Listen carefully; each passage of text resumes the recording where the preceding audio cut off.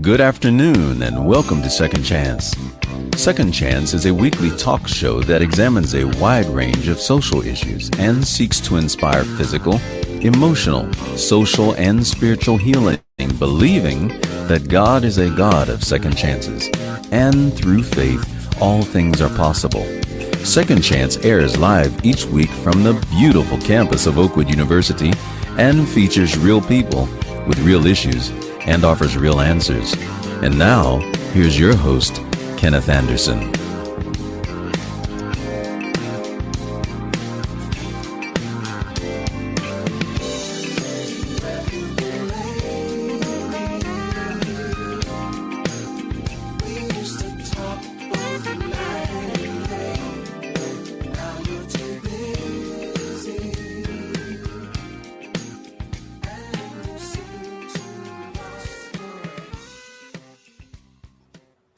Good afternoon and welcome to the broadcast. Kenny Anderson is always delighted to be here with you as host and producer of the 33-year-old show, Second Chance. That's right. We're still in the midst of celebrating the 33rd anniversary of our broadcast, and I am so delighted that you've taken this time to spend with us one more time.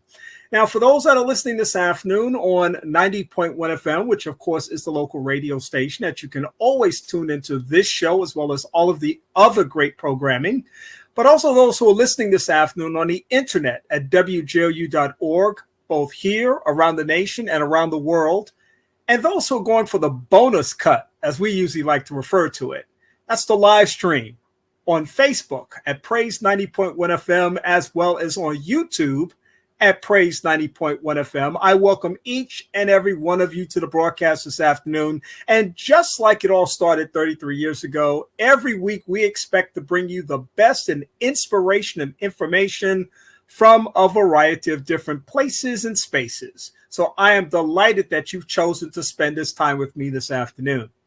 Now, today, of course, is especially exciting for me because we're wrapping up the big Thanksgiving holiday season. Of course, this is one of my favorite times of year. I think I spent the last 3 weeks actually reflecting on this time of year with a variety of my guests, talking about why this season is so valuable, essential, and important to our psyche and the holistic nature of our beings as humans. As we look around our world and we see all of the many challenges that we face from a variety of different things, there is so much in this moment to be grateful for. And I hope that you've taken some time during this holiday season to do just that. I know I have. In fact, I've enjoyed an entire week off, something that people don't imagine Kenny Anderson ever gets. But you know what? I learned several years ago that the only reason that you get to take a whole week off is when you decide to take a whole week off, because people will always find a way to use you and absorb all of your energy with well intentions. But the reality is that you got to take a break from time to time and shift and pivot to something that's going to give you and create balance in your life. And so I'm just so excited this afternoon to be able to be here with you once again on this Thanksgiving holiday season. And not only am I here, but he's here as well. You might be asking, who is he? You have not seen my guest on the broadcast before, but you certainly have heard his voice because he has graced this stage and this platform a number of times. And I'm always appreciative for him to do so. Let me introduce him officially because he has once again agreed to be a part of this conversation. Robert X. Golphin is best known for his role as Dunbar Reed with Denzel Washington in the Golden Globe nominated film, The Great Debaters. And I hope everybody had a chance to see that. In fact, if you haven't seen it yet, take some time this holiday season to check it out. Phenomenal film and a very inspirational film. He most recently took home Best Supporting Actor on the festival circuit for the coming-of-age drama, How to Tie a Tie.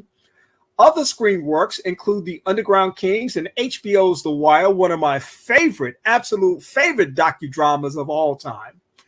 Robert is the host of the award-winning internet chat series RXG Exclusives. He is the director of the 2020 motion picture Freshman Friday, which stars NAACP Theater Award winner Jarrell O'Neal and singer-songwriter Brian McKnight Jr.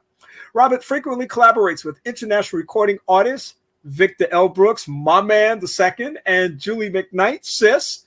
The novella, Cold Night and a Warm Season, written by Robert, is focused on the arts and mental health. Additionally, he recently launched a performing arts production company, Robert is Golphin Entertainment. And anybody who looks at Robert and says, Robert, why don't you get busy doing something, is absolutely out of their mind. Robert, what's going on, my brother? Hey, sir. Thank you for having me. This is a surprise, but I am so pleased to be here. Season's greetings also. Thank you so much. Listen, it's great to have you, and it's great to be able to physically see you because you have been so gracious in the past to come on the broadcast. Our bridge, of course, is Vic Brooks. He was the one who introduced us. Yes, and Vic is that kind of brother that just, he creates all that positive energy around him. He says, listen, man, I know a positive brother in Huntsville, and I know a positive brother out on the coast. I need to get you guys connected in some way to be able to have some meaningful dialogue and some conversations around the work that you do. So again, thank you for being with me once again. Thank you. And shout out to Vic. Absolutely. Listen, Thanksgiving, I'm going to go right back to where I've been rolling for the last few weeks here. And the Thanksgiving holiday that just means so much to me. Talk to me a little bit about the Thanksgiving holiday in general and what it means to you. Well, it's all about family and togetherness, although my family is all over the place this Thanksgiving season, from the Carolinas to Philadelphia, Delaware, New Jersey. So we're all spread out this time. Usually we're all together, and even DC. But it's all about coming together with your loved ones, whether they're blood or not, and just having some fellowship and thanking God, whoever one may believe in, for health, life, love, all of it. And, things aren't always easy. There's always struggle. I have loved ones who are going through some pretty major health issues right now, but we're all just keeping the faith that things will go in their favor. And so for me, the holiday season is about not only giving thanks for the good, but also taking stock of where you are in your life and figuring out what you need to do to get where you're trying to go. Because you're always, I can't speak for anybody else, but I'm always climbing. I'm always trying to reach another plateau, if you will.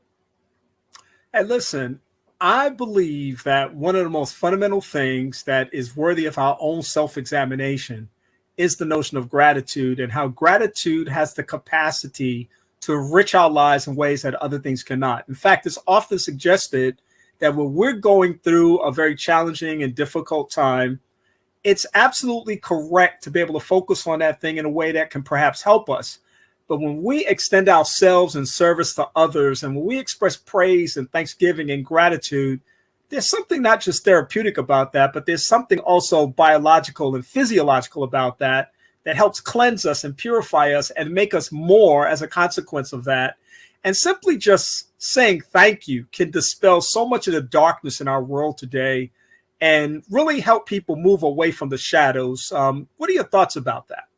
Yeah, because it's so easy for us, and I'm guilty of this. I'm human to always be asking for things. I'm praying for this. I'm praying for that. I'm an actor. I'm a filmmaker. Yes, I pray to book the audition, to even get the audition in the first place, to, sell a script or get the funding that I need for a project. But you can't always just pray for what you want and what you're hoping your next blessing will be. You have to pray for what you have as well. And I think it's important to find the balance with it, because if we only pray for the things that we desire, and we're not praying just for being able to get up in the morning and put our feet on the floor and stand up and walk. There's some people that don't have that. They aren't able to do that. And I think it's really important that we as humans just learn every day to be better at being grateful for the small things, because they're not small things. Being able to walk outside and breathe the air and put your feet on the grass or smell the flowers. All those are really big things when you think about it, but we take it for granted all the time. You know, the pandemic has been an educational experience for many of us, those who've taken a little bit of time to perhaps say time out, those who have pivoted from one position to the next. I know I did a lot of that during the bulk of the pandemic. We were right in the middle of that thing, and we were still trying to understand some things, and we were being challenged by many things. And some of the things I walked away from that experience thinking about was, number one, gratitude. Number two, self-care, and why there's a tremendous value in that. Number three, the community within, the people who are around us, who are closest to us, who matter most to us, and the idea that we have an opportunity to invest in those things in real ways, because at the end of the day, that's really all that matters. You know, we can spend our life chasing something and amassing certain things, and at the end of that journey, which of course we're all inevitably going to come to that end, the question really needs to be asked, what would all of that have meant? And I think most people conclude that what matters most is what's in our hearts and the experiences that we've had with other people. And I'm sure you're probably feeling a little bit of that as well. Oh, yes, absolutely. And I think, you know, for years, even before the pandemic, I have tried cleansing my life of certain energies and certain people that really were not helping me. You know what I mean? I think that you can love people, but sometimes you have to love people from afar. I'm just going to keep it real. And that can even be people in your own family. They may mean well, but if that toxic energy gets in and then it clamps onto you, and then your toxic energy clamps on to someone else, how does that make sense? So I think that what the pandemic has, I don't know if this is answering your question, but what the pandemic has really helped make very clear is that if you aren't taking care of yourself, it's next to impossible for you to be able to take care of someone else. You have to love yourself before you can really give the kind of love to others that you should, whether it's, you know, the standard family type love or even the romantic love. And so I think I think that the pandemic has opened a lot of eyes. And as an artist, one of the things about my book, Cold Night and a Warm Season, I don't know if you can see it for those that are watching because of the virtual background, but it focuses on an artist who is going through life and trying to succeed, but also trying to appease others' wishes. He has expectations for himself, but his family, friends, loved ones, industry people, they all have expectations for him as well. And I think artists are very susceptible to depression and, you know, or depression type thoughts, because we're very sensitive beings. And a lot of us are empathic as well. So we take on the emotions of other people. And it's very easy for me to say, you can do this. You got this. I believe in you. And actually mean those words that I'm saying. But sometimes we need a pat on the back and some encouragement as well. So I think that the pandemic forced us all to really slow down a bit and look in the mirror and say, you know, this is what you need to do to try to be better. And it's continuing, you know, I know we're not calling it a pandemic anymore, but it's still there. I still wear my mask when I go out. And I'm still every day trying to figure out how I can be a better version of myself. Very powerful indeed. I'd like to say that a lot too, that I'm not competing with anybody except the person I was yesterday. I want to be a better version today of the person I was yesterday. I'm only following my own shadow. I wish the best for everyone out there, and I hope that they can find what they're looking for and what they succeed. If I can align with them and collaborate them and we can both experience our dreams, that's a beautiful thing as well. However that happens, I just wish everyone the best. And because of my mental health background, I worked in the mental health field for about 20 years. I know you have an interest in that as well. And making sure that people sustain balance in their life and making sure you just reflected on the fact that the business, the industry itself, the demands, some of the challenges that you all face as artists and actors sometimes creates unhappy experiences. And that, of course, becomes overwhelming at times for some people. And I'm so glad that there's, I think, less emphasis on the shame that comes with that sometimes, the embarrassment, the humiliation that comes with that. More people are stepping up. Naomi Osaka, very proud of her. If you don't feel good, let somebody know it's okay to not be okay.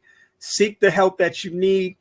And these are all positive messages that we need to communicate. And I'll say it from a cultural context, especially in the Black community as well, because we are absorbing a lot of stuff as we have done historically. And there has to be a vent. There has to be a filter. There has to be a release valve somewhere. And mental health and mental balance is a big answer to that, isn't it?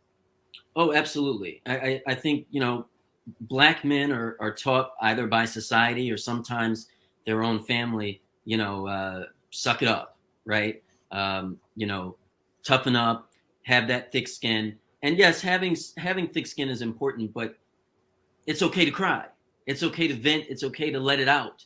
It's when you don't that it becomes combustible, it becomes a volcano, and that's no good for you or anyone. And also, as it pertains to artists, I think sometimes there's a shame with it because some artists feel like, well, me feeling this way because I'm not booking any acting jobs, or me feeling this way because nobody is liking what the scripts that I've written is so small compared to what Tom, Dick, Harriet, and Jane are going through. But the reality is it's not a competition. And even celebrities at the end of the day are people. So we all have these things that we're going through, usually behind closed doors. And we have to let it out. We have to let it out. It's crucial. Yeah, that's right. And, a couple of things came to mind as you're talking about that. Accountability among ourselves. My brothers, when I see that they're going through some things, it's important for me to be real with them and talk about whatever's going on. I'm not trying to be invasive and get into people's business. But if my brother's hurting in some way and I know something's going on, I see that I can at least make myself available. I can at least express support for that particular person. I can at least show myself as a person who is sensitive and, as you said, empathetic to whatever somebody's going through so that I can be in a position to help them in that process. I'm talking this afternoon with Robert X. Golphin. He is an actor, writer, producer, director, and so much more. And we're having a great conversation this afternoon. We kind of started out talking a little bit about Thanksgiving, but of course, he referenced the novella that he's written and also the fact that he's been an actor for some time now. And I want to ask you, how are things going right now? Any new projects that you got going on? Anything that's in the hopper for you? Well, before I answer that, I just want to piggyback off of the conversation really quickly, if I can, and just say also, we all need to try to be a little, especially if you're not an empath or if you're not a creative type, try to be a little more sensitive about what other people are going through, because I'm a person that internalizes a lot of things. And so usually my cathartic process is letting it out in my work, whether it's acting or something I've written or directed. So I can go very quiet sometimes. And if you have friends or loved ones that go quiet, it's okay to knock on the door a bit. Just make sure that they're okay, like you said. Because as you can attest to, I'm sure, you get really good at hiding where you really are mentally. And especially if you're an artist, and especially if you're a celebrity, because it's all about the best moments of your life, the red carpet moments, the cameras, the lights, the action.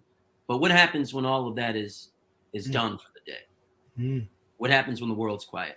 So as far as acting, yes, you mentioned How to Tie a Tie, which is a short drama about a young man who's preparing for his formal at high school, but his father has issues with his sexual identity, and I play the biological father.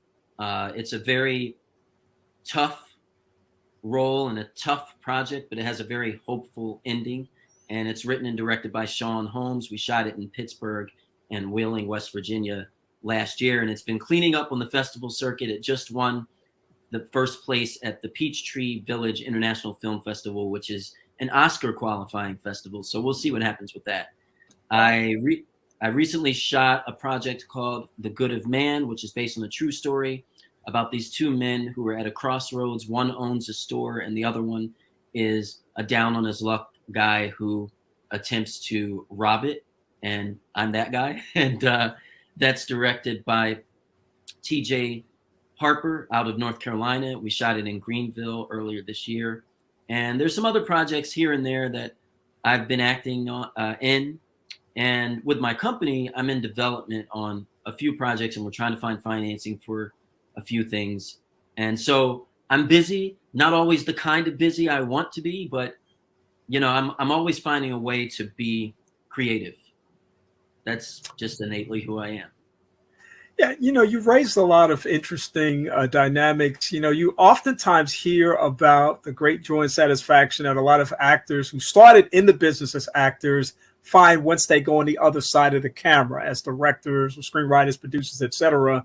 And I have two questions for you. The first question is, I want to hear a little bit about your process as an actor. You hear about method acting and other kinds of ways that people actually get into the actual business itself.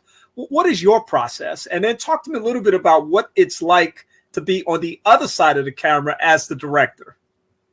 Well, I'm pretty much a naturalistic type actor. I believe in, there are lots of different techniques, and in time, I probably will study more of those techniques, but I actually started out as a filmmaker. So when I was a kid, 14, 15 years old, I was writing and directing award-winning projects and acting out of necessity. So the acting, which is now, as great a love as filmmaking is, it came second. So I consider myself to be an actor's director because I understand what actors are going through. And so as a director, I'm able to relate to them in a different way. And I always say, Denzel is an actor's director as well. He wants you to just be yourself. And so I'm that kind of person. When I hire actors for a project, I usually do a lot of my direction before we get to set. So whether that's video chatting, if we aren't able to be in the same place, just going through the characters, going through the motivations, the wants, the needs, the desires, the obstacles. But once you get on set, I expect you to just come and do your thing. I'll be there to guide. I'll be there if you have questions. But I trust my actors. I'll put it that way. As far as my process, I think it varies from project to project. Certainly if I have a sizable role or the kind of role where I have to go to some deep, dark places, then I'll do as much research as I can, sometimes reading books or talking to people or going on YouTube and looking at documentaries, depending on what the project is about. I've played addicts before, so I've gone and looked at actual footage of addicts, the recovery process, how it affected their loved ones, how it affected their lives. And then there are other times where if I'm playing, the guy that says, would you like fries with that? It's a little more simple, right? So it really all depends on what the project is and what's required of me. But I will say that a lot of the roles that I have played where I've had to really have an incredible amount of research and preparation for have been roles that I've created for myself, because I don't wait for the industry to give me opportunity. I know my worth, I know my talent, and sometimes it takes the industry quite a while to catch up to that. Yeah, very powerful indeed, and very relevant and very real. I want to ask you in that same vein, we've been watching the meteoric success of Wakanda Forever. Rest in peace, Chadwick Boseman. Yeah. We've seen $500 million grossed on this film in just 2 weeks, 2.5 weeks and more. And I just always see that type of thing, or when I see that type of thing, I wonder, what does that suggest for Hollywood, Black actors, Black directors, screenwriters, and more? Does it create a greater sense of optimism, or does it suggest perhaps an anomaly, or the fact that maybe the status quo continues? I don't think it's an anomaly, but I think the fact that we still have to keep asking that question means that we have not arrived at a place where this will be commonplace. Not yet. I believe it's coming. I believe it's better than it once was. But it's sort of like the question of, are things changing with people of color when it comes to, I don't know, Oscars consideration? We're still asking. You know, the only there haven't been that many people of color who have won Oscars in certain categories, right? So we have Halle Berry, who won Best Actress many moons ago. In fact, the same night she won Best Actress, Denzel won Best Actor, and Sidney Poitier got an honorary Oscar. We've come very far, but we still have very far to go. I think, you know, I saw Wakanda Forever a few days ago. Loved the film, very heart-wrenching and a beautiful tribute to Chadwick. And I think Ryan Coogler is amazing. And you have filmmakers like him and Ava DuVernay, who I admire greatly, who are changing the landscape of this industry. And I do think that the tides are starting to shift, but until we own the studios and own the networks, it isn't going to happen the way we need it to happen. You have, you know, Tyler Perry, who has his own studio, and his sound stages rival everyone. We need more of that. When that happens, then the answer to your question, I think, will be what we all want it to be, if that makes sense. Oh, it makes total sense indeed. And I know we all long for that day.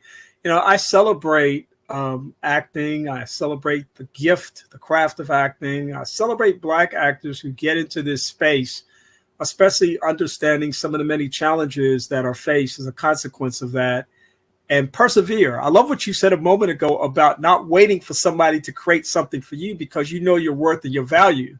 And I think that part of the answer to that original question is there too. As more people step into that arena and demonstrate that we don't have to wait, that we can press forward with our documentaries, we can press forward with our action films, we can press forward with our comedies, and we don't have to wait for somebody to either greenlight or affirm something because we know our value, then you're going to also see that sea change happen as well. Absolutely. And I'll just add, especially for people of color, in doing all of that, the thing that we have to be careful about is this crabs in a barrel mentality. I've been saying for years, there's no room for that. There's room for all of us to succeed, and there is strength in numbers. And if we all come together and collaborate more, I think we'll be able to get a lot more accomplished. I've been saying this for so many years. I think it's, you know, I mentioned to Vic one time that it's to my detriment probably, but I'm going to keep saying it because I believe it. You know, I want to collaborate with so many folks out there. And I'll be frank with you. I'm the type of person where I reach out to actors, filmmakers, directors, producers, casting people, both independent, mainstream, rising, up and coming, student, almost every day. 95% of the time, I don't hear anything back. But if I just happen to come across a short film or even a feature film or something that I say, wow, that was really good, or I really liked, you know, how they conceptualized that, or I liked the performance or the cinematography, I'll reach out. I'll find their socials or their emails and say, hey, you know, congratulations. Hopefully we get to work with each other someday. And I mean it. You know, we all have to do better at this idea that we all want to be the boss. We don't all have to be the boss simultaneously. There's room for everyone at the table if we all are building the table together. Yeah, wow. A great way to wrap up a great conversation this afternoon with Robert X. Golphin, actor, director, writer, so much more. Author, just doing everything that can be done. He's doing it, and he's always gracious. We'll add to that list of things. Guests on the Second Chance radio broadcast, always makes himself available when I ask if he might be available. Robert, you've got a huge social media presence and you like to stay connected with people. So tell people how they can continue to do that with you.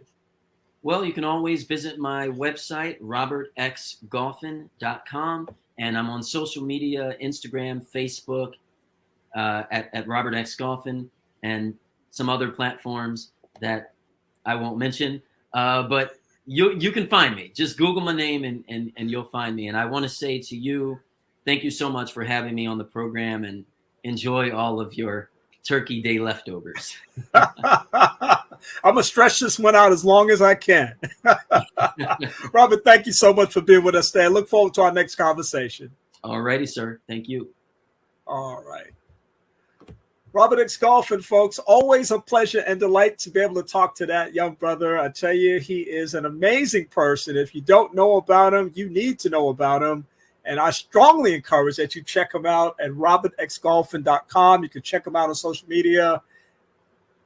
Brother's not in the witness protection program. He can be found, and he wants to be found, and he wants to be utilized and engaged by lots and lots of people on the planet. So don't think that this is like a localized thing or a national thing. Spread your wings and fly. Robert X Golphin, always a pleasure to have him on the set. We're going to come back in just a moment with more of the broadcast. I'm Kenny Anderson at Second Chance. I hope that you're having a fantastic day. Discover 2 ways to journey into the heart of the civil rights movement. In person, on a group tour, walking in the footsteps of heroes from the civil rights movement. Or you can be trained to lead travel experiences, sharing stories that changed the world. Learn about both tourism opportunities at civilrightstrailtours.com or dial 256-525-1203. WJOU is inspiring our community because of nonprofit praise business partners like civilrightstrailtours.com.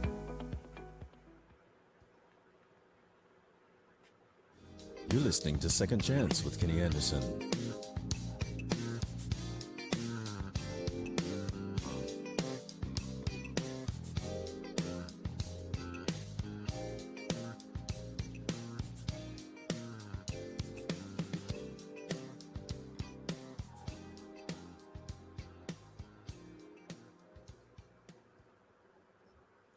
Welcome back to the broadcast. I am honored to be here with you on Thanksgiving weekend 2022. Just had a great conversation with Robert X Golphin, actor, director, writer, author, just a overall cool dude, and great conversation with him this afternoon. So we certainly appreciate the opportunity to be able to talk to him. And as I said, the beat goes on and on with my next guest. Erin Bortel is Health Education Director for the great organization called Thrive Alabama. Erin joins us from time to time to share information and perspective about a lot of things that are happening on the health tip. And we welcome her back to the Second Chance broadcast today. Erin, how are you doing? I'm wonderful. Thank you so much for having me. And of course, happy Thanksgiving weekend. We're so happy to be here in this particular space. I hope that you've had a fantastic time.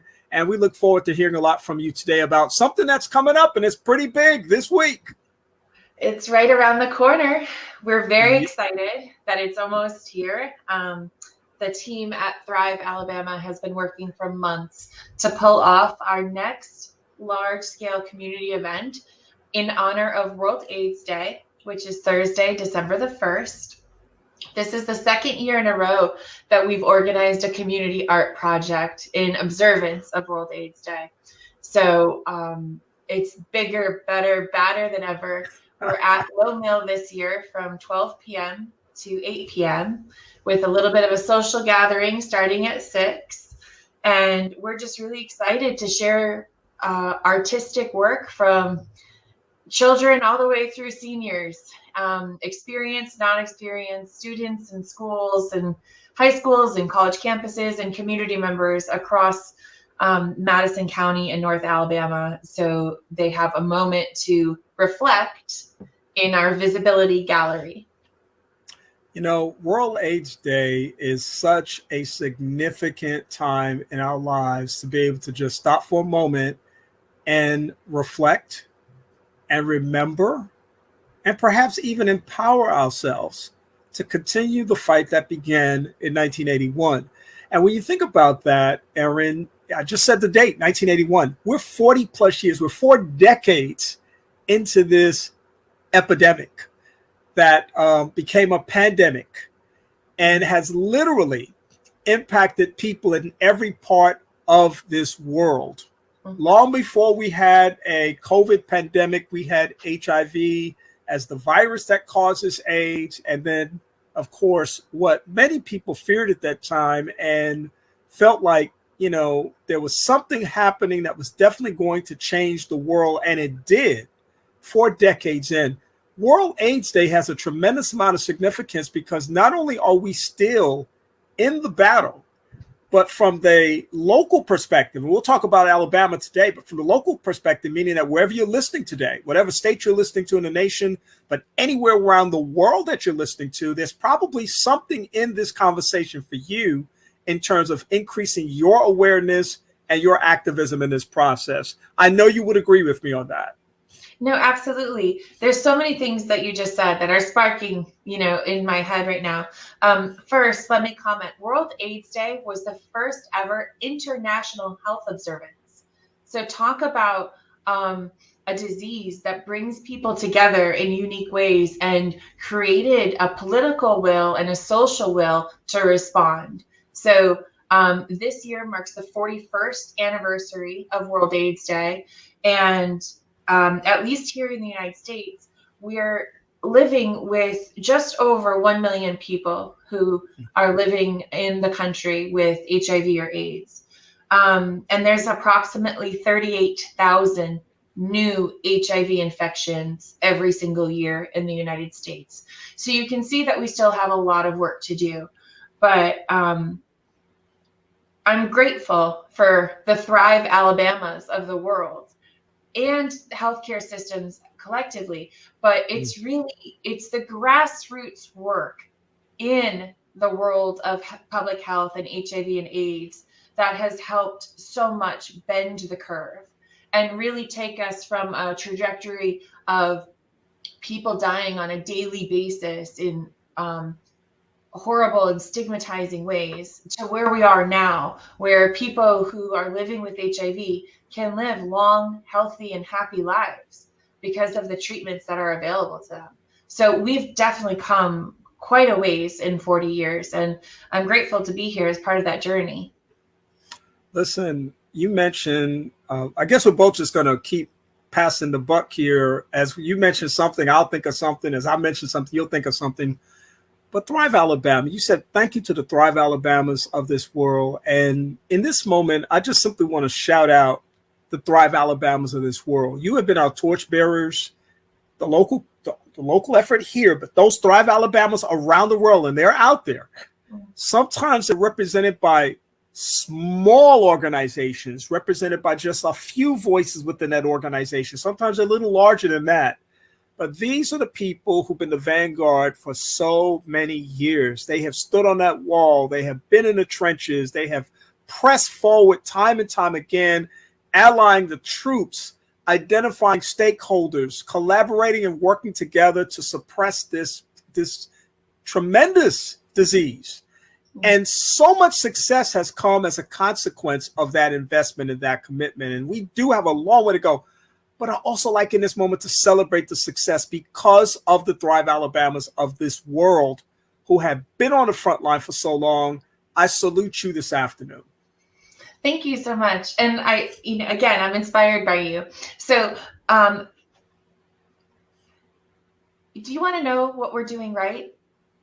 Yes. I want to share that. Yes. We can work with systems and we can work against systems that oppress. So we have an opportunity to help mold systems and build them up and create representation in its truest forms. But we also have the opportunities to influence and engage in social activism and create awareness in the communities in ways that shape social norms. And because of our ability to pivot to those issues, we're much more successful in connecting with communities than government bureaucracies, for example, who have to stay on message and who are driven by politics in a lot of cases. So I so appreciate, and in thinking about representation, a lot of community-based organizations strive to make sure that the staff we hire represent the people we're trying to serve. And there is a lot of intentionality on that, and making sure our recruitment strategies are reaching people that look like our clients and come from shared experiences. And there is true value in that I don't know if the corporate world, for example, can truly understand and embrace in the same way. Yeah, I love what's happening here in this moment, because here we are looking at another World AIDS Day, another opportunity to talk about where we've come from, another opportunity to celebrate the successes. But even in that moment, not sitting down, resting on our laurels, but understanding that there's still a tremendous amount of work to be done ahead of us. And of course, Erin, this show has been on the air for 33 years. We've been talking about this on the air for 33 years. It was in 1988 that my sister was diagnosed with 87, I should say. She died in 88. But my sister was diagnosed with this disease. I've been talking about this for years now. I have been making this show a platform for people to be able to talk about and learn about and grow through this challenge and come together through this process. And it's been one of my greatest honors to do so. And I get so excited when I understand that these significant moments, World AIDS Day, is not some isolated event that takes place in the community, but it actually gathers and coordinates so many different arms of the battle with those who've been in it, new troops in the process, and gives us great hope that moving forward, great things are going to continue to happen. I hope that you are, as I am, much more optimistic than I've ever been before about the direction of this disease. I know there are challenges, but I'm so much more optimistic because I remember what this was like 40 years ago, and I know where we are today. I do feel like we're in the age of enlightenment almost when it comes to HIV and AIDS. So there's a couple of things. First, the enlightenment part. HIV doesn't happen in a bubble. In order to effectively address the end of HIV in America and across the world, we have to talk about systems of oppression. We have to talk about racism and homophobia and transphobia and housing discrimination and women's rights and the feminist movement and education equality and equity. Without trusting ourselves to address those issues competently, we will not address any single one of them effectively. That's the first thing. The second thing is like eyes on the prize. There are so many opportunities that lay ahead of us to help people live these healthy, satisfying lives. As I mentioned earlier, treatment for HIV these days is a miracle in and of itself. And there's a lot of people who are attaining something that we call viral suppression, which means that their viral load isn't able, it's such a low count, it's not able to be identified in a way that can transmit the HIV infection.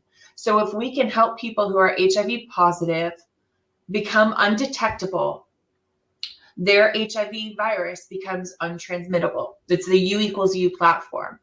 On the other hand, we have people who don't have HIV, who have access to medications called PrEP, or pre-exposure prophylaxis, which is a preventative medicine to address HIV transmission. So there's so much going on. And then HIV testing access is more than it's ever been before. You have places like Thrive Alabama, who does free community-based testing for HIV and viral hepatitis C. And then you have self-testing kits available at Walgreens and Walmarts of the world, and at your healthcare providers. There's so much more opportunity today than there was 40 years ago to help know your status and get treatment. Erin, that's so powerful, and it is so promising in so many ways, and I'm so happy to hear you share that information. I want to let my audience know that you're listening to a conversation with myself and Erin Bortel. She's the Director of Health Education at Thrive Alabama, formerly known as the AIDS Action Coalition, right here in this community, doing work for decades in this community as a leader in this city, in this state, in this region, We're so proud of the work that they're doing and continue to do on behalf of this very, very important conversation. And of course, this coming Thursday is World AIDS Day, December the 1st. And we hope that this is a great way for a lot of people to kick off their month of December. You know, you kind of have a bridge between the month of gratitude, which is Thanksgiving, the month of December, which is a focus on giving, and both come with family. Boy, isn't it a wonderful opportunity to really make the holidays meaningful by having effective and productive conversations about how we have thrived in spite of the challenges of the HIV/AIDS epidemic, but also because of the great work that these kinds of organizations are doing, all the many volunteers who come to the table over the years to support these efforts. It is not lost in my mind, as you said something a moment ago that was so powerful, how the intersectionality of our lives should be studied by all people. The issue of our biases as it relates to the isms is absolutely true. I was sickened last week to hear one more time a shooting at an LGBTQ club. I was sickened by that information as a human being. I posted something on my Facebook page saying that hate crimes are inhumane, and anybody who has a heart, anybody who has any ounce of empathy or sensitivity towards another person should condemn these matters. They should call for legislation to address these matters and hold people accountable for these kinds of things. Erin, I continue to be concerned about the level of hate that is driven into this particular conversation because of people who are simply trying to be themselves and live their lives. And I don't know what your thoughts are about this happening once again, but I think it's absolutely appropriate as we celebrate World AIDS Day and a population that has been disproportionately affected by this disease over the years in the United States. This is an important time to have these kinds of parallel conversations. So I can certainly share some of my personal thoughts as I reflected last week on the news from Colorado. I was triggered to think about Pulse, which was only 8 years ago, and another mass shooting in a gay nightclub. It was only a week after Pulse that I personally participated in my very first Pride Parade. And two of my children walked with me, and it was a beautiful moment in our lives that I'll never forget. But it also has those bittersweet moments to understanding what drew me literally out of the closet. In terms of Colorado, you know, what I was thinking about this week is that it takes these horrible, very public moments for this conversation to happen. And the fact is that violence happens on a daily basis, especially with vulnerable people.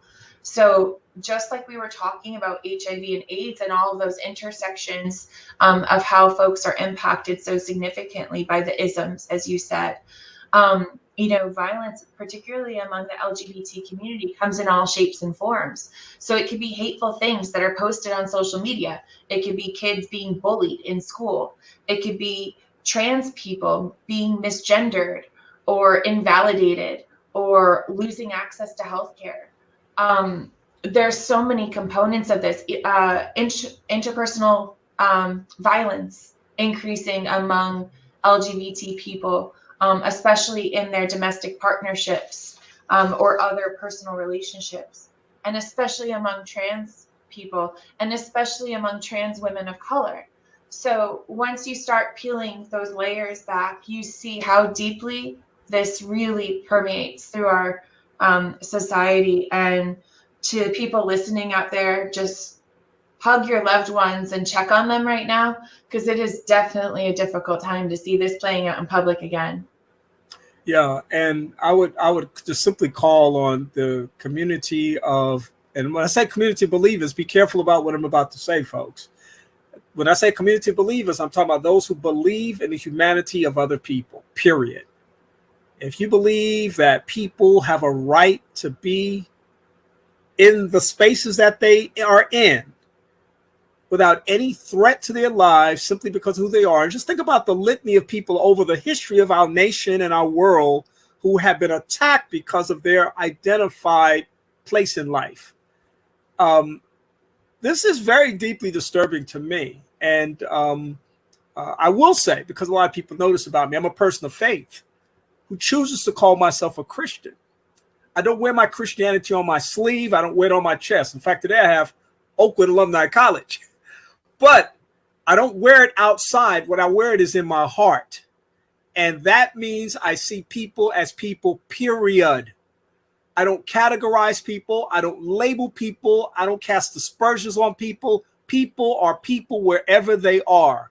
And I always say this, Erin, in my diversity training, that if I had a major medical emergency tonight and I have O positive blood and I needed O positive blood, it would not matter the person's gender, disability, race, ethnicity, sexual identity, orientation, etc., socioeconomic status. It wouldn't matter as long as they had healthy O positive blood, period.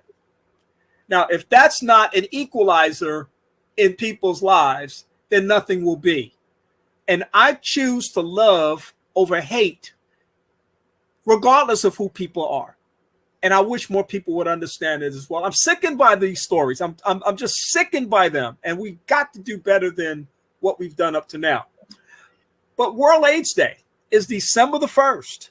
And in this community, we're elevating the voices of our community once again in support of advocacy, education, testing, and more. You got to give a big plug in here about testing, because there's one way to know exactly what your status is, and that is to get tested.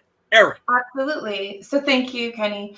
The number one group of people who are transmitting an HIV infection are people that don't know they have HIV.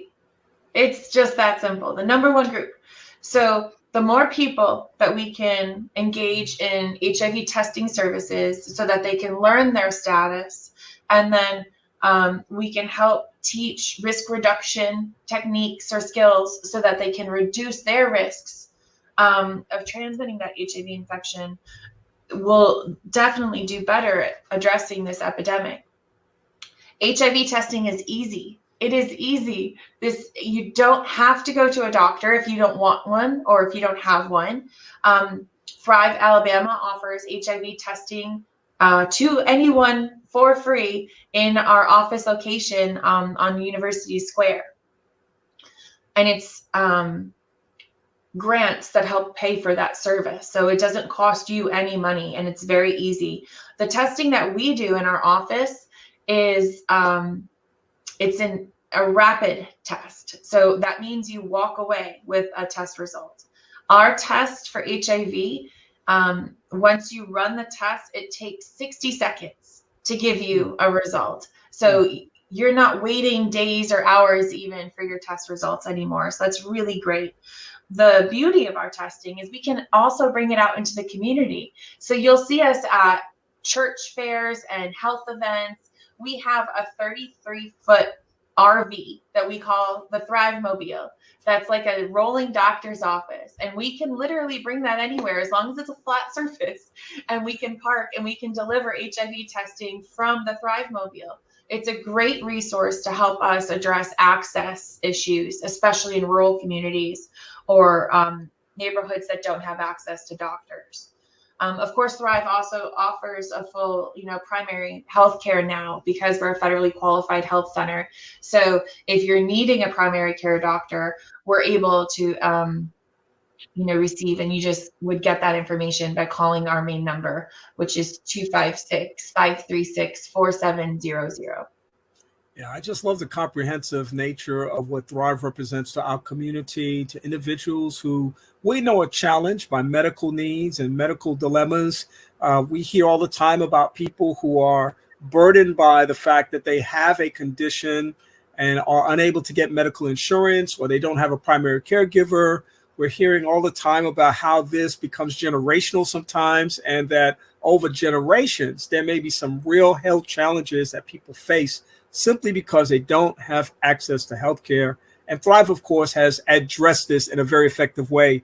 You guys are in the middle of a capital campaign as well. You're going to be building a brand new facility, state-of-the-art, that's going to continue to serve this community, will be a beacon of light and hope as it stands in our community. And I know that individuals listening this afternoon who want to learn more about that process, want to learn more how they can be supportive. There may be people listening this afternoon who simply say, I want to maybe volunteer or learn about volunteer opportunities. Erin, how would somebody go about engaging you guys so that they can perhaps learn a little bit more about the agency? So we have a great website. It's www.thrivealabama.org.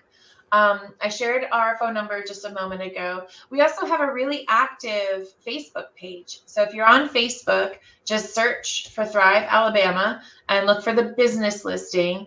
And that's where you'll find out all of the important updates from our organizations, as well as things like the events that my team runs in Health Education Department.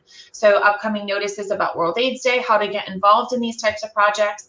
And then, of course, in June, we're already looking forward to National HIV Testing Day and our next large event, which will be Stomp Out HIV 2023, our third year running that one. Which is an awesome event. And if you have not had a chance to be a part of that experience, folks, I ask you to come on out and be supportive.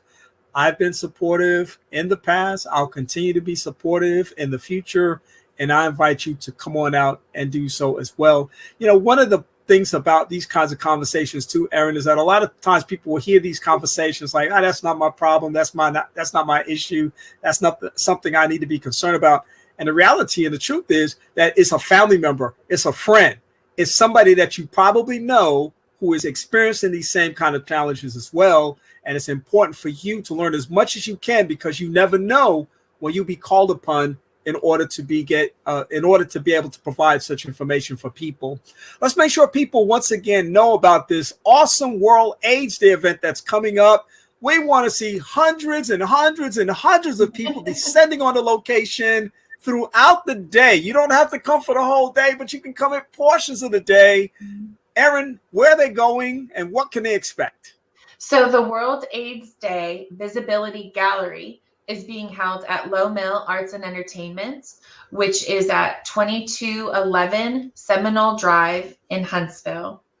It's on Thursday, December the 1st from 12 p.m. till 8 p.m., And at 6 p.m., we'll be having a little bit of a social gathering with some local performers and a little bit of light hors d'oeuvres and refreshments. So we invite you. There's going to be interactive activities throughout the day and opportunities to contribute to a community mural in the middle of the gallery while we're hosting a gallery. So I like layers. So we will definitely offer you a lot of layers that day.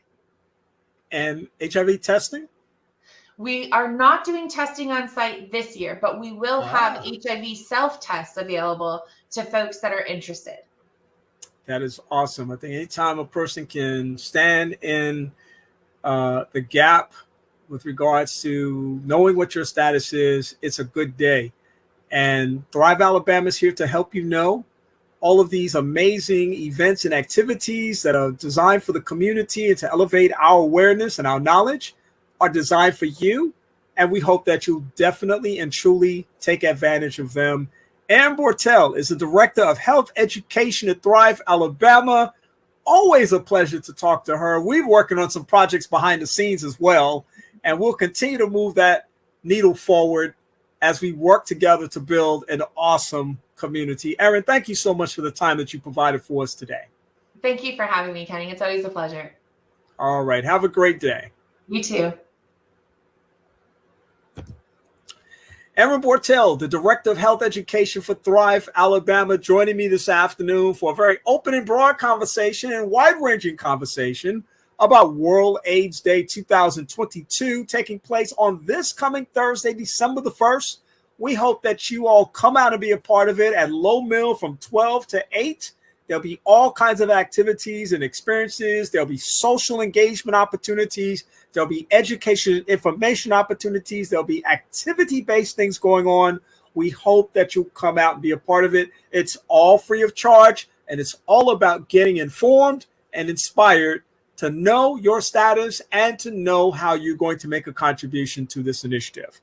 I'm going to come back in just a few moments and introduce you to another guest on this very special Thanksgiving celebration as part of my 33rd anniversary celebration of the Second Chance radio broadcast. I'll see you in just a few moments. Why do we say praise 90.1 FM? Because the blessing is in the praise.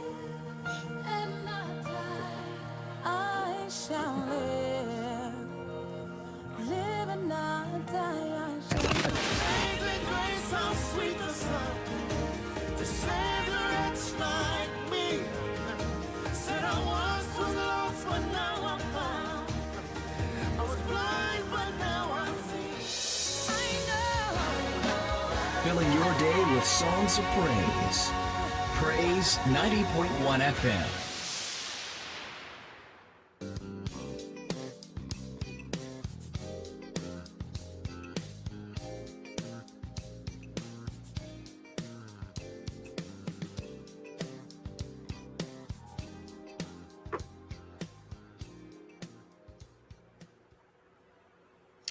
Welcome back to the broadcast. I hope that you enjoyed my conversation with Erin Bortel, the Director of Education for Thrive Alabama, sharing great information about the World AIDS Day program that comes up on this Thursday, December the 1st. Every year, December 1st is World AIDS Day, an opportunity to reflect on the 40-plus year journey that this nation and this world has had with the HIV/AIDS pandemic.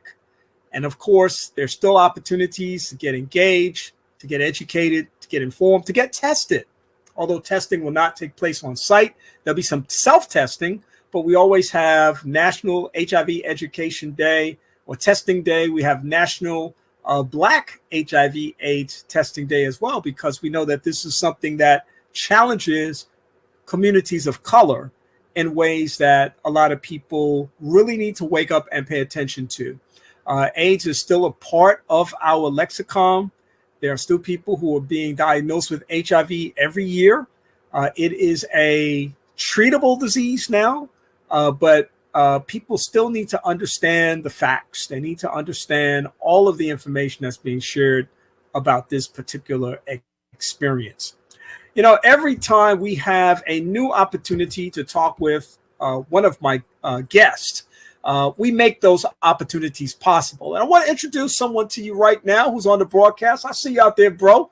But let me introduce you officially so that everybody can know who I'm talking to on this beautiful afternoon. Wiley J. Jr. was born on, I'm mentioning this only because he was born 3 days before I was, only in a different year after I was born. So he was born on September 16th, 1984. I remember that year well, by the way. He's the son of Mr. and Mrs. Wiley and Yolanda Day of Mobile, Alabama. Mr. Day Jr. is the youngest of 6 siblings. He has another brother and, of course, a bunch of sisters. Kind of like me, I had 3 sisters. I was the only boy. Mr. Day graduated from Alabama A&M University, Go Bulldogs. I graduated from there as well. He with a Bachelor's of Arts in Psychology. I graduated with a Bachelor of Arts in Psychology at Oakwood. So a lot of parallels here, my brother. Yeah. And majoring and minoring in sociology. He is currently attending graduate school, focusing on obtaining a degree in human development, and plans to continue that lifelong learning thing that I'm always talking about. Never stop learning, always get that education on board. But I want to share this about him as well, too, because I respect and admire him because of his community activism. Let me share just a few things that he's doing right now. He currently holds positions as the vice chair of the Huntsville Police Citizens Advisory Council. He is a member of the Decatur Athens chapter of Kappa Alpha Psi Fraternity Incorporated, where he is the MTA coordinator. He's a member of the Chamber of Commerce and also a member of the Huntsville chapter of the NAACP. He's a member of Pride of Lincoln, number 817 Lodge of the Masons. And he's a member of the great, historic, iconic First Missionary Baptist Church. I welcome to this platform, who only makes my platform much better when he arrives, Wiley Day Jr. What's up, brother? Hey, man, I really appreciate all that, man. I didn't know I was going to get such a welcome. Hey, man, nothing like Southern hospitality when you come on this show, man. We love our guests, and we appreciate you guys, and we value you. So we're going to roll the red carpet out for all of our guests whenever they come on. Great.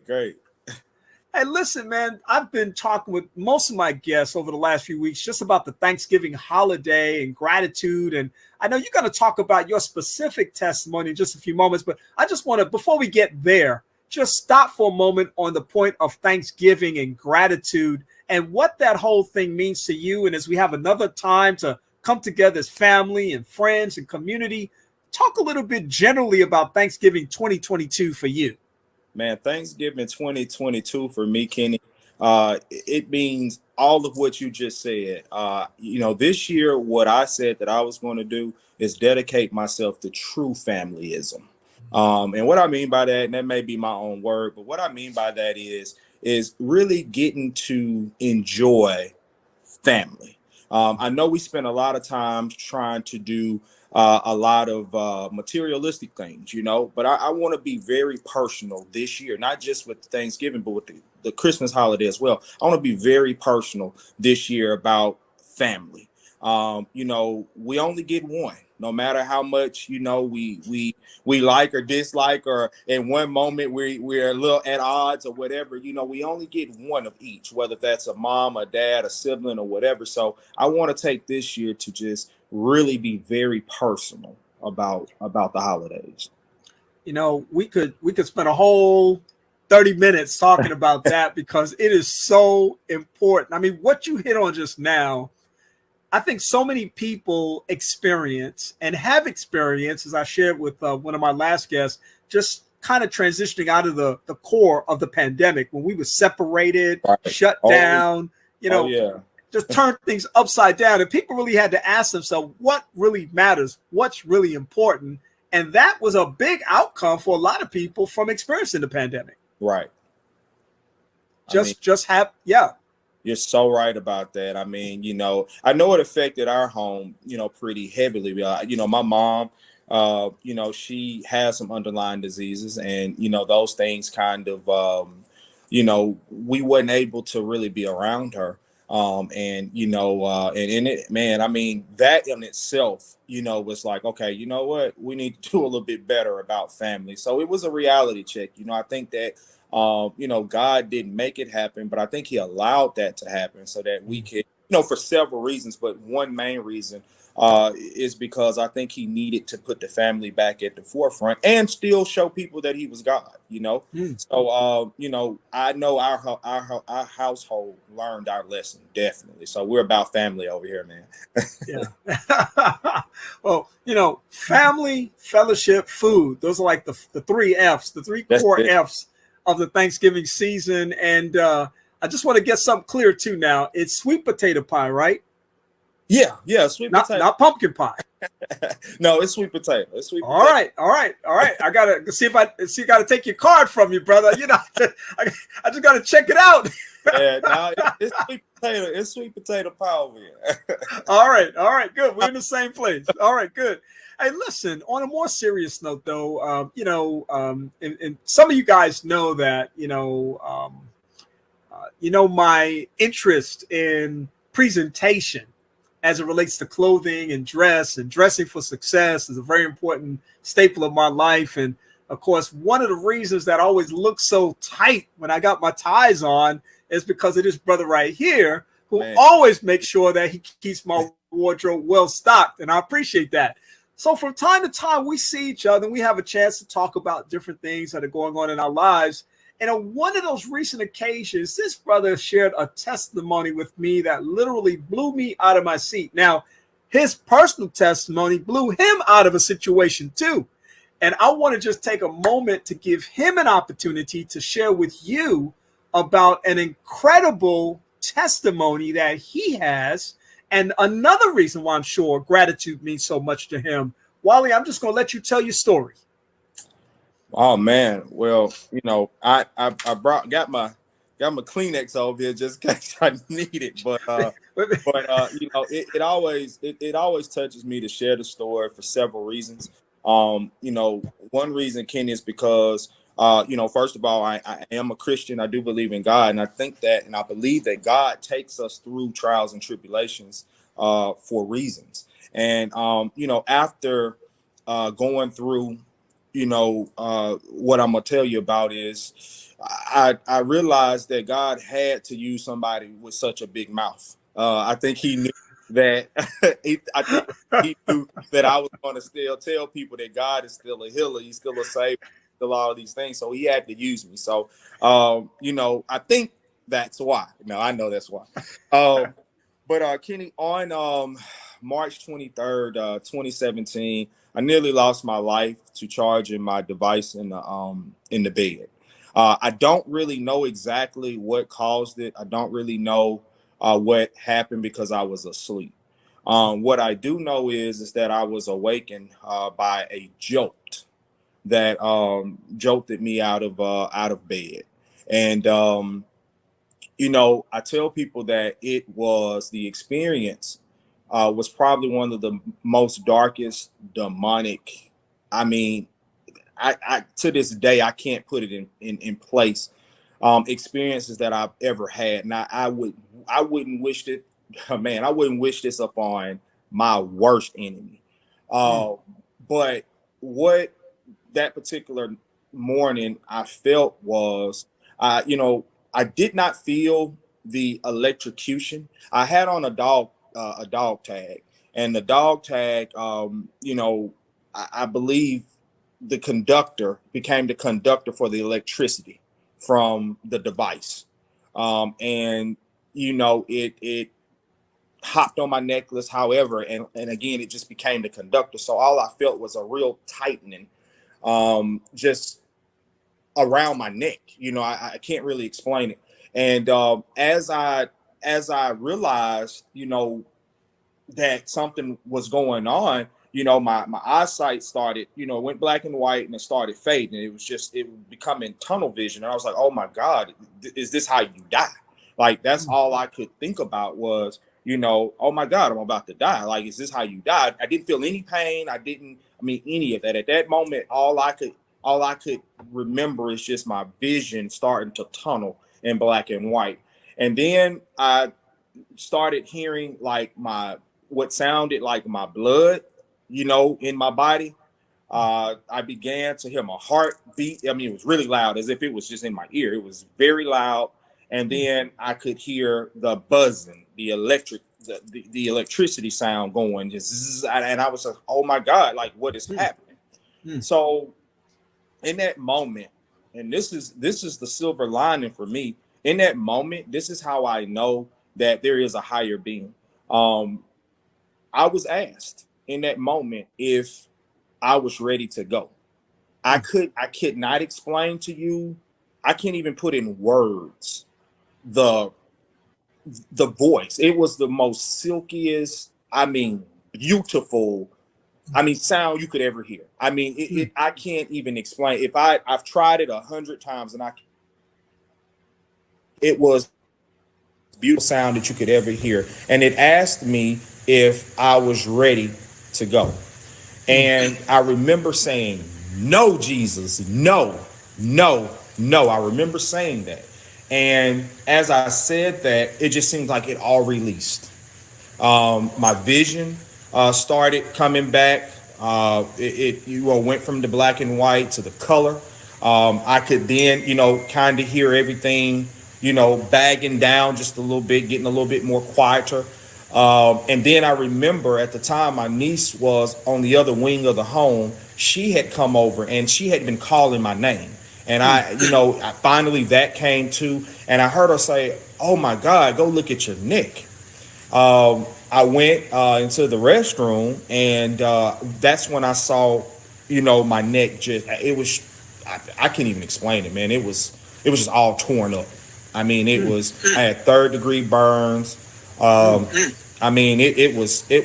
was a horrific sight. Even when I look at the pictures now, it bothers me. But, after just coming to grips on what happened, I was at a place of, disbelief. I started feeling some of where the burns were because, 3rd-degree burns you really don't feel, but I had some 1st and 2nd degree around this area where I could feel. So I somehow, some way, maybe it was the adrenaline, I was able to drive myself to my medical doctor, my primary care, and I got. Time I got there, I had kind of fell out. I mean, because I guess the adrenaline was running. So when I got there, I kind of fell out, and he was like, "Are you okay?" And I was trying to explain to him what had happened, and he looked at my neck, and he just immediately sent me to the emergency room where when I got there, the nurse, so it was two nurses, they come around the corner, and I scared them. You know, they both jumped because I was sitting up in the bedroom. I mean, up in the hospital bed, and they were thinking that I was supposed to be DOA.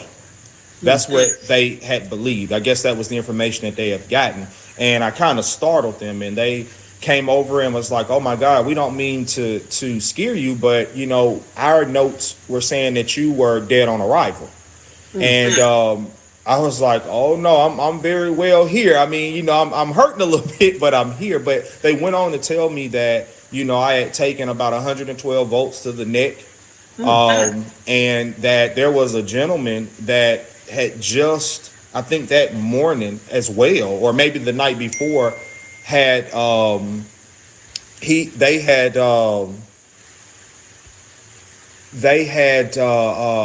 come in from electrocution as well. And you know, he was in the morgue, so that kind of scared me. So, you know, after that, just to kind of wrap up a little bit, after that, the doctor came and saw me, and you know, he had told me that the electricity had entered in through my neck and had shot over my heart and went out of my socket in my arm. And the blessing, Kenny, in it, and I know we're talking about Thanksgiving, we're talking about being thankful, we're talking about this time. The blessing in that is that, you know, that electricity could have came out of my mouth, it could have come out of my ears, it could have come out of my eyes, my nose, it could have even hit my heart, but God directed it over my heart and out of a joint of all places. This is why I say that I do not take for granted any day. Every day is Thanksgiving for me.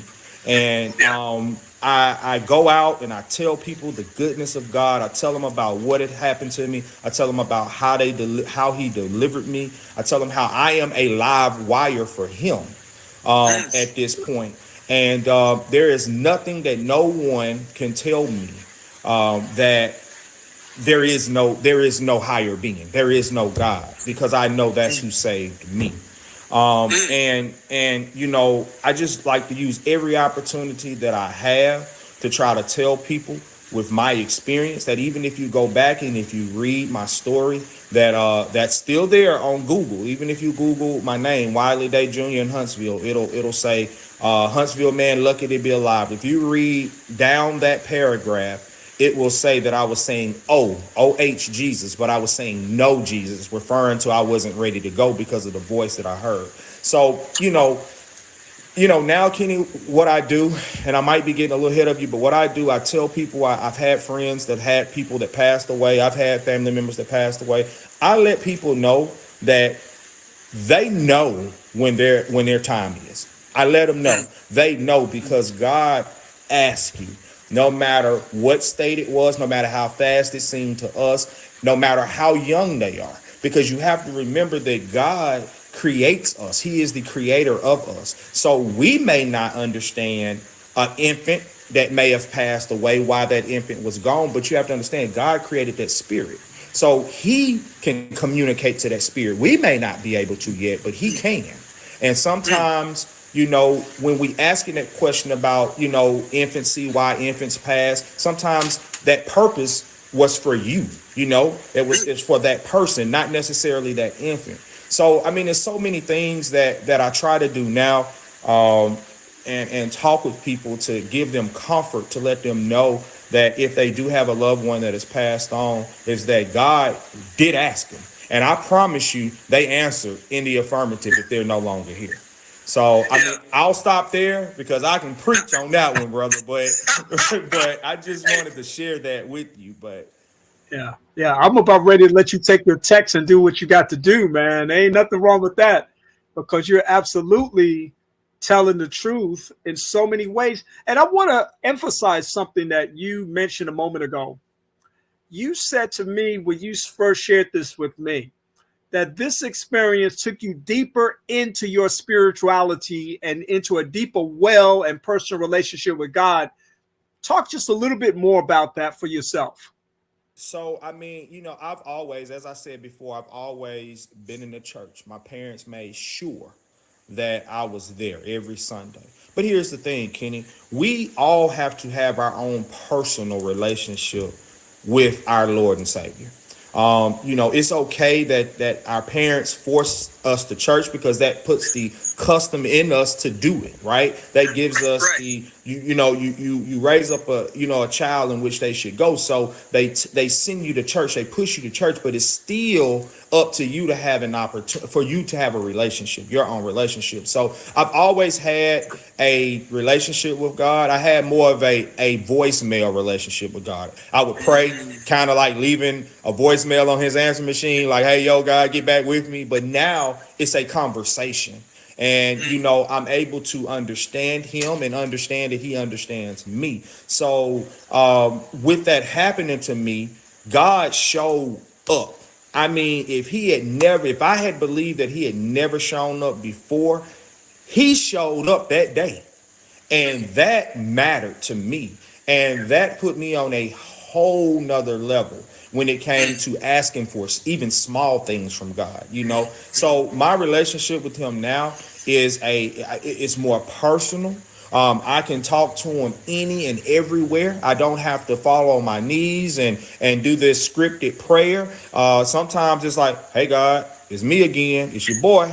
You know, like, hey, it's Dave. You know, hey, you know, and we had that conversation. Right. So, you know, that's what it did for me. It took me from being a surface believer to being a more in-depth, you know, on understanding God and our relationship versus just knowing him. Yeah. You know, I'm reminded as you're talking about the way we sometimes define who God is. And we do it in many ways, corporately, but we also do it individually. And what I find most fascinating about God is that God is so powerful that he chooses to be who he wants to be, when he wants to be, and how he wants to be. And as many people as there are on this planet, the billions of people, he can have a billion identities in terms of the relationship that he has with those different people. And so my job and my relationship is not about modeling myself after others and comparing myself and measuring myself. The only measurement between me and God is this one right here. That's the only one. And if I can reach out to him, like you said, talk to him, connect with him, and get real with him, God knows. I got this thing where occasionally when I go to social events, somebody asks me to offer the blessing. And here's what I usually say. Bless this food which you're about to eat in Jesus' name, amen. People will often laugh. Well, why do they laugh? They laugh because they're used to people giving invocations when the blessing comes. They're used to people giving benedictions. It's a blessing. God knows what you're about to eat. He knows your body. He's got it. That's right. That's right. That's right. You know, why you're right there, Kenny, if I may, you know, going back to, you asked me about the depth of my relationship with God. You know, I used to think about things like, oh, you know, God, yeah, the sun comes up and the sun goes down. Yeah, that's God. But now that I'm on a different level, I think about how every morning is a different sunrise. Every evening is a different sunset. God has a different DNA for the sun rising, and there's never the same sunrise or sunset, if you ever have realized that. That's how good God is, right? You just mentioned there are a billion people that walks this earth, but none of us have the same set of fingerprints. Isn't that amazing? So that's the depth that I'm saying that I have now reached, you know, with him, versus just saying, oh, we're all different. But none of us have the same. We are related. Kenny, you have a brother. I know you have a mother and a father. You don't even have, even though you come from them, your DNA, your fingerprints are different from them. Only God can do that. Right? I mean, that really kind of paints a picture in a lot of ways. And I think part of the message there too, Wiley, is that for those out there, perhaps in this Thanksgiving, this season of Thanksgiving, who may be experiencing different kinds of things in life, maybe they feel disconnected, maybe they're searching, maybe they feel isolated and alone, whatever, maybe they're sad and depressed, whatever they might feel, God knows. And he's ready to hear from you. He's ready to speak to you. He's ready to move into your life in a powerful way. He is ready to affirm his faithfulness in our lives that is consistent and true. And the fact that God is going to be God is great comfort to those that know. That's right. That's right. I mean, Kenny, you could break it down to our football watchers. We know we got the Alabama and Auburn game that is taking place. And the thing is that, it's just like a quarterback. He's going to run the play. And if it's a time play, if it's designed for you to run in a certain direction and he throws the football in the direction that you're supposed to have went, you're not going to catch it, right? God is the same way. God is like, hey, I have designed this for you. Now, he is a merciful God to where he can have the referee to throw the flag on the play and have you to run it back so that you can get it right. But the bottom line is that God he's the QB. We have to run the route in which he set it out for us so that we can operate within this wheel. Right. So those are the things that I try to tell people. They say, well, why haven't I got my blessings yet? God is always giving blessings. We have more blessings than we even ask for. Right. A lot of it is just that we are not in position to receive them. And the last part of that is this. And I want people to hear this. God will only entrust you with what he can trust you with. If he trusts you with money, he's going to give you more money. If he can trust you with time, he's going to give you more time. If he can trust you with talent, he's going to give you talent. And not only just talent, he's going to give you a stage where you can display that talent on.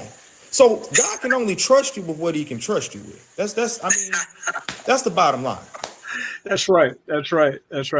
And, to the point that you made earlier about how even in those moments of despair, when we are experiencing something that is so profound and maybe even life-threatening as you experience, God's consistency demonstrates his willingness to continue to stand by our side. And I take away from this Thanksgiving season the notion that because I serve that God, and my mindset is such that I want to give myself to that God and move within his will and only within his will, gives me the confidence that he can continue to be God and I can continue to be who I am, dependent upon him and reflective and appreciative of the love, the grace, the mercy that he shows to me on a consistent basis. Wiley, what a powerful testimony today. You are a living example of God's healing and restoration power. And I'm so thankful that you chose to join us this afternoon during this Thanksgiving season. Thank you for being here with us today. I appreciate you so much, Kenny, as always. You are a big brother to me, and not only just to me, but to a lot of us in the community. By your works, we all are, you have your DNA all over the city, and we're trying to find, our way, by following some of those footprints and things that you've laid. And I really appreciate it, man. You have really been a blessing to me. I know I don't tell you that enough, so I want to tell you this on your radio. This is the second time, actually, I've been on a radio show with you. And you have been so willfully on, hey, man, come on the show. Let's talk about it. And I appreciate that so much. I really do, Kenny. Absolutely, my brother. Well, we'll look forward to the next time. Yes, sir. We sure will. All right. Enjoy the rest of the weekend, and we'll talk to you soon. All right. We will. Thank you. All right. Bye-bye. What an awesome conversation. Wiley Day Jr. talking about his experience of being literally electrocuted and surviving that with third-degree burns and more, talking about the source of that while he was charging his device at nighttime. He had fallen asleep and was just jolted out of his bed by this electric shock, and God saw fit to preserve his life in that moment. Somebody benefited from that testimony, and somebody needs to share that testimony. So please share this video. Let other people know about all the good stuff that's happening right here on the Second Chance radio broadcast, because that's exactly where you find these kinds of things and experiences. I'm going to come back in just a moment and introduce another squad. They kind of call themselves something like the Quad Squad. We're going to find out what the Quad Squad is all about here in just a few moments, and I will come back to do that on the Second Chance broadcast. Kenny Anderson, hope you're having an amazing day on this Thanksgiving weekend. If you love to travel, CivilRightsTrailTours.com is looking for teachers, college graduates, artists, musicians, historians, public speakers to become Black heritage cultural storytellers. Learn about tourism opportunities at CivilRightsTrailTours.com or dial 256-525-1203. WJOU is inspiring our community because of nonprofit praise business partners like CivilRightsTrailTours.com. Transforming lives. Transforming lives. You're listening to Second Chance with Kenneth Anderson.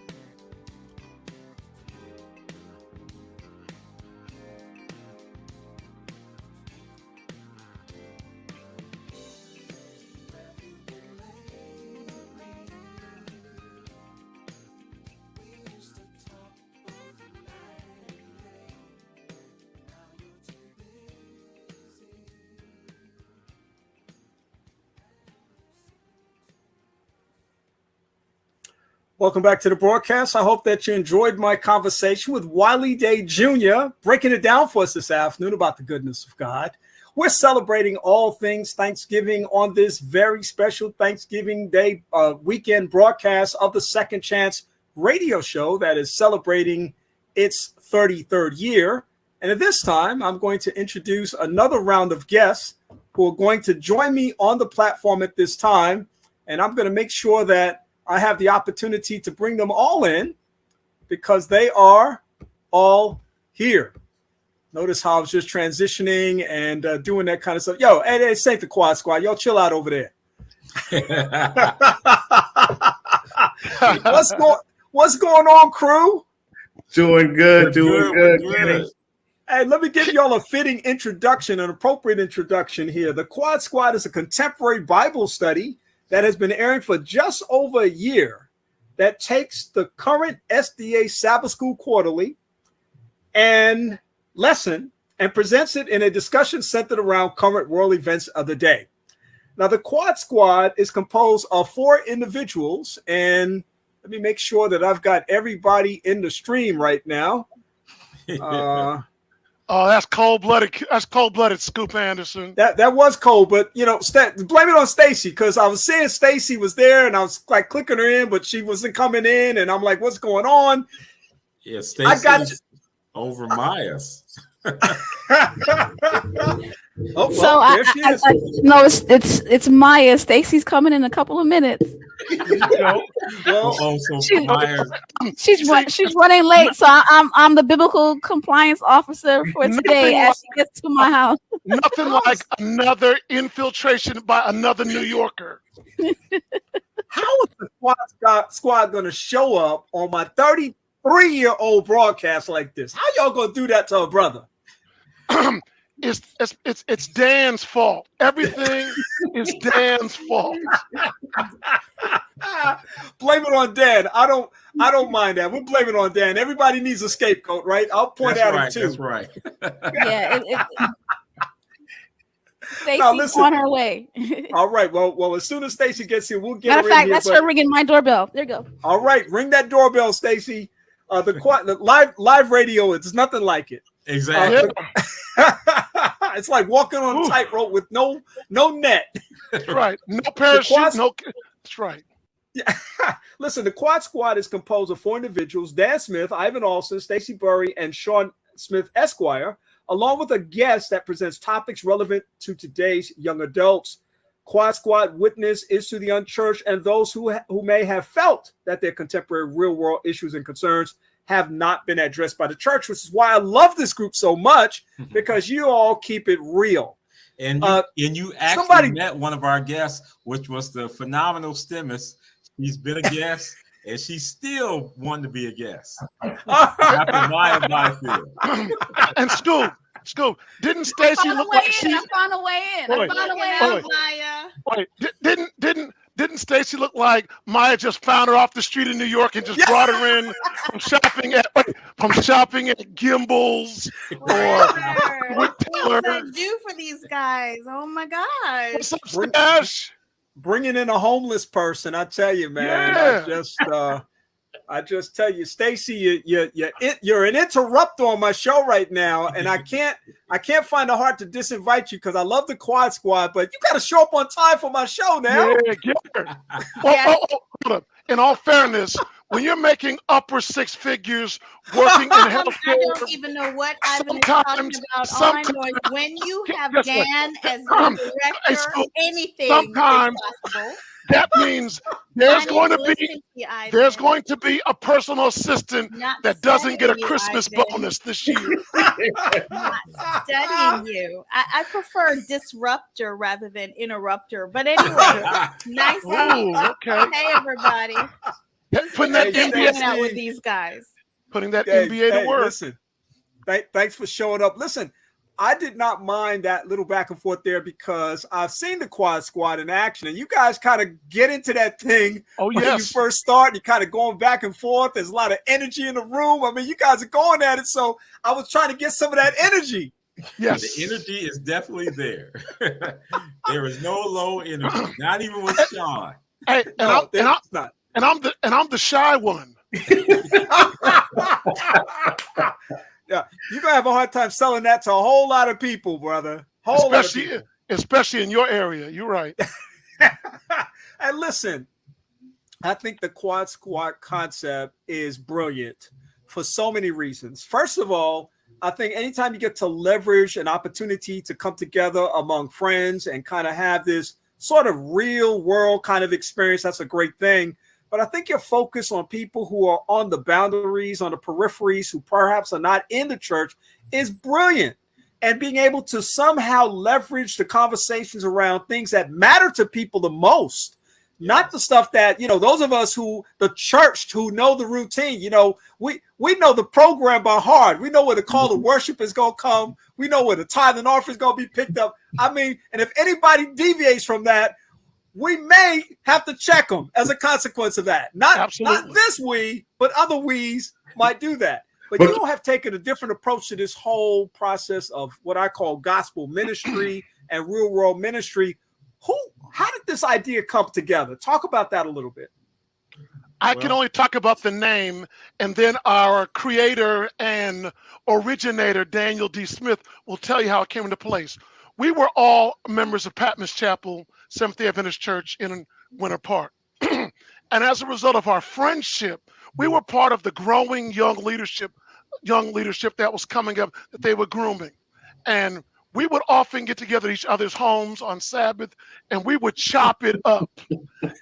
This has been more than 15 plus years ago, because before Shawn came in after finishing law school, Stacey, Dan, and I, we were in singles ministry, and we graduated from that. That means we have those that we love and are betrothed with. As a result, I started saying, we got to get a better nickname. I said, you know what, let's get a name. How about the Quad Squad? And for 15 plus years, it stuck, because at potlucks, we would, like we do on our program, we would go in about different events, Bible events mostly, and we would chop them up to the fine end with whoever came to the Dan's house or Shawn's house or Stash. Gotcha. Creator Dan, tell me about it, man. Is this just something that's just sort of harboring in your mind, or something that you're just sort of mulling over, or is it a moment of insight or inspiration? How does it all come together as the creator? Well, it came together because we always did things together when we did our church anniversaries, different events. They would all get us or come. We are all leaders in our own right, and we all do things with our little flavor. So I was like, when COVID kicked in, we were locked down, and us with so much energy, we had to find an outlet. So I was praying, I was like, there's something that can happen that can matter to people out there to get the energy and still connect virtual. So Southeastern Conference, they were saying, we're looking for something innovative to reconnect with the youth and people who are like not coming to church, because there's a lot of people that's not coming to church anymore. So I was praying, and then I said, I got this concept where we can come together and present a Sabbath school like no other Sabbath school, the way we can only do it, because we all were Sabbath school teachers too. And so it was like our class was the most ruckus, I should say. They say the best, but it was the most ruckus. And Dan, we were all Sabbath school teachers in the same young adult class. And we would rotate. I said, we can capture this energy. So I said, Lord, there has to be something. So then Pierre Francois, who is our secretary of the conference now, executive secretary, he said, Dan, you put something together. I gave him the concept. He said, you guys, that is great. He said, this is like an answer to prayer. So I twist all of their arms. She is down and it's all in knots. I tried said, hey, guys, I'm going to try this. They was like, huh? What are you talking about? I said, actually, everybody just be natural. We be natural. We follow the script. We don't call it Sabbath school because they didn't want us to stay within the parameters of the colloquial SDA-isms. And then after that, we came together. People started watching it. People from all over the world saying how it's transformed their life. People from, Pakistan said, "Oh, I've never found a ministry like this."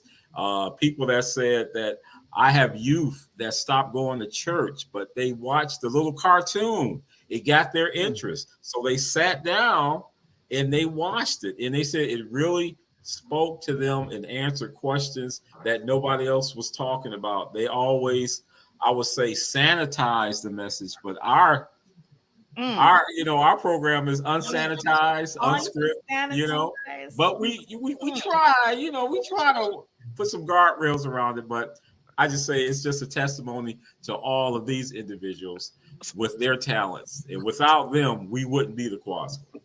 And just think, Scoop. So, putting a bridle on me comes with great challenges. I am the outlier, unapologetic, unabridged, and I'm coming in there. We all come from a different areas in the industry or whatever, and we are great friends. Mm-hmm. Our spouses are great friends, and we come together. We don't apologize for what we do and what we say. And Stacey is the one. I know this, for Stacey to be very conservative, and if I say something always that is cringeworthy, I know it's going to be met with popular acclaim, because people will be like, okay, he's keeping it 100. So we can and I'm sitting here like, and I remember asking Dan, Dan, are you sure? Is the conference sure they are ready for this? Are they sure they know what they're getting themselves into unfiltered? That's right. Live? Oh my gosh. Oh, wait.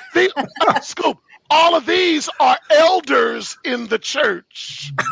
I don't have that type of denominational restraint. Well, listen, I want to ask you this because I'm thinking as you guys are talking, and I was a Sabbath school teacher too for about 25 years. I stepped away from it just before the pandemic because I just wanted to do something a little different. Sure. But, we've watched over the years as old time religion people. We've watched over the years how music has transitioned. We've watched how clothing has transitioned, people a little bit more relaxed and how they come out with clothing. One of the things that has almost resisted transition is the Sabbath school format. And that's why, again, I'm so happy to see what you all are doing, because it's refreshing to see this. It seems like these kinds of times that we live in call for a voice that speaks to the specific challenges that people are facing. And those things are very real in ways that we did not imagine them so many years ago. So maybe somebody could speak to that and tell me a little bit more about why you chose that direction, because clearly there's some risk involved with that as well. Shawn, you can go speak on that. One of the things that you mentioned, we all love discussing, we all love dialoguing. But most importantly, we love talking about things that are relevant. What's happening in the news today? Typically, Ivan would, even before we did the show, he would send out a text message. What are your thoughts about this? And of course, that was just the spark to get us going.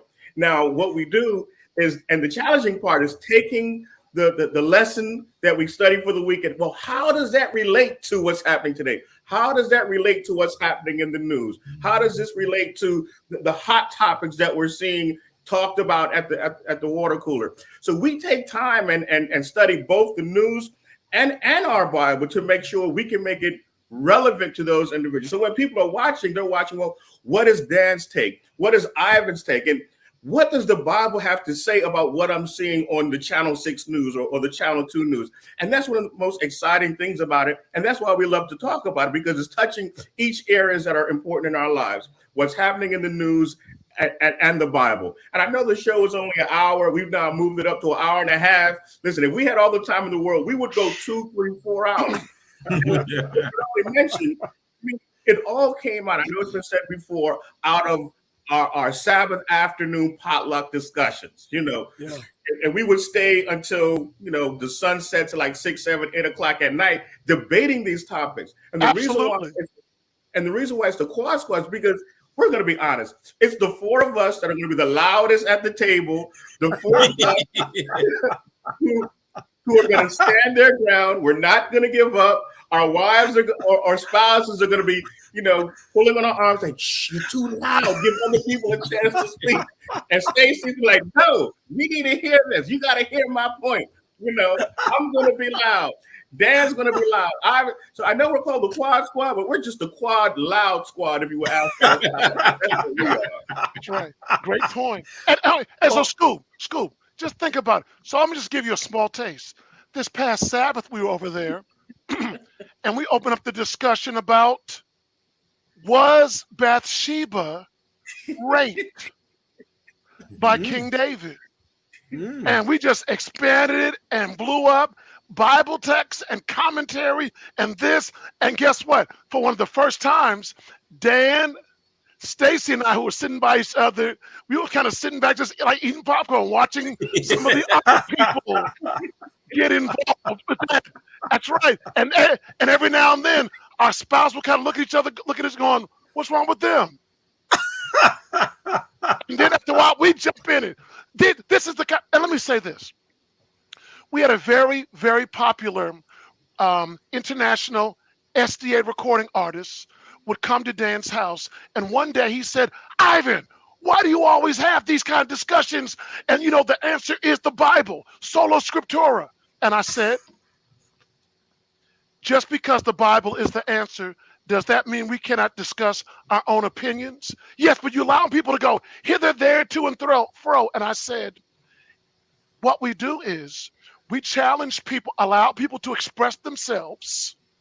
Because if you say, this is the Bible says, and that's it, there's no real dialogue and conversation that happens that we've been holding on for years. Yeah. And we said, if it does anything but at least motivate us to study for ourselves, then we've got the right thing going. Yeah. That's the crux of the Quad Squad. Yeah, and the other piece of that, Ivan, is that when you say to people, this is what the Bible says, you also have the nexus of their reality. People are dealing with real things, regardless of what the Bible says. So how do you speak to people in ways that can help them contextualize their experience, Give them Bible, but also, and give them Bible and give them truth, but give them some solutions and some answers to really understand the context in which they're living and experiencing things in life. Absolutely. You know, Stacey, she's usually one of the, our female elders, but she can hold her own. Oh yeah. She is not the Does she hoop? Does she hoop? Does she hoop? Does she hoop? This impression. Well, she take us to the hooper in the quad squad, and she gives us a whole lot of fouls underneath that the referees never see, and she always get away with it. I have a representation. I have to represent. Okay, I'm the only female on here. A point of fact. Did you say hoop as in hoop and holler? Or hoop and shoot. Hoop. You know what? She can do both. It was a double threat. I was saying hoop in terms of speaking, but then I thought about the hoop analogy on the court too. She's a baller too. Triple threat. Absolutely. Right. Well, no, more like Maya. But I'll say this, when you're sitting in a room full of strong personalities and you've got your own twist and take on things, or you've been studying and the Spirit's talking to you too, and you want to make a point. Now, in some settings, you'll find that either the female voice is hushed, or they're too shy to speak up, or they think it's not Christ-like, for a lady to share. But really, when you think about it, Deborah was a judge and she led a king to battle. I mean, we can go on and on in this. So no, I be hanging with these kings. I'm good I'm good friends with their queens. And they're good friends with my king, and we all get along. But they know when we say potluck, they're bringing their earplugs because we're going to go at it. And I'm going to tell you, this last weekend, Shawn was the pot stirrer. Yes, he was. Yes, he was. And we just sat back, and I'm telling you, people were tearing up their Sabbath luncheon across the table. I said, I'm sure something about this isn't right. But they were talking about the word. They were talking about the word. Listen, I'm checking all of y'all out, and I can tell all of y'all have been pot stirrers at one time or another and relish the thought of being a pot stirrer too. With that, I want to ask you, what is the future of the Quad Squad? As you've been perhaps in the position of looking at the last year and reflecting on what you've done and where you're going with this and how it has impacted people's lives, what do you think the future of this is? Merch. Oh my God! Never far from a good plug, right?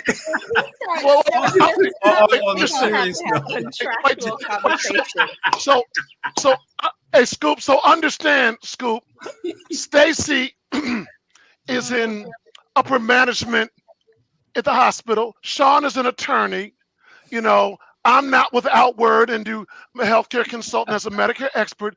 Dan is the master marketer and promoter. He's almost the Adventist Don King minus an afro. Dan understands what it means to get the word out and touch people, bring them in, resource them, leverage them for the ability of gospel ministry programming, all things at all.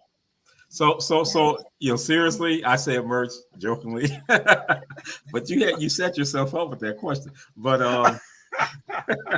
I say I like the way God is kind of opening up new doors, new platforms, and it's a little scary sometimes because it's like the need, we're fulfilling this need, and there's different streaming networks, and there's different programs even on television that's starting to inquire, ask questions, and raise the point of, I wonder if we can use these people. So it's like we're just willing, being an open vessel and letting God lead us in whatever direction he has in store, because it's all about ministry in the end. It's all about ministry. Well, clearly, one thing I've seen is that the evidence is in the impact. And as God gives us a mission, he gives us a vision on something, he gives us the resources to move forward on something. then we find an opportunity to put ourselves in a position to be used according to his will. And he just expands that process. Yeah. He puts us where we need to be.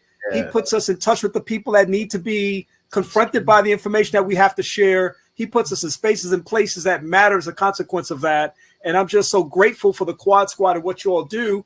Before I let you go, reluctantly, of course, I must say, I'm going to release you with prejudice, as some people say in the legal profession. I'm not happy about it, but the time is running out, so I got to monitor my time and make sure I'm good on that.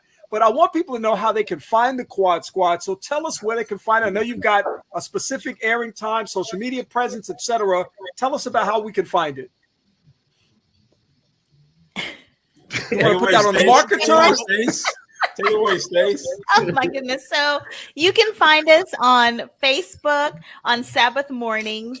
We get on at 9 a.m. on the Patmos Facebook page, Patmos SDA Church Facebook page. But then at 10 o'clock, we also show on the Southeastern Conference Facebook page. We're also on YouTube. So if you look us up at Quad Squad Bible Study, we want you to like and subscribe to that.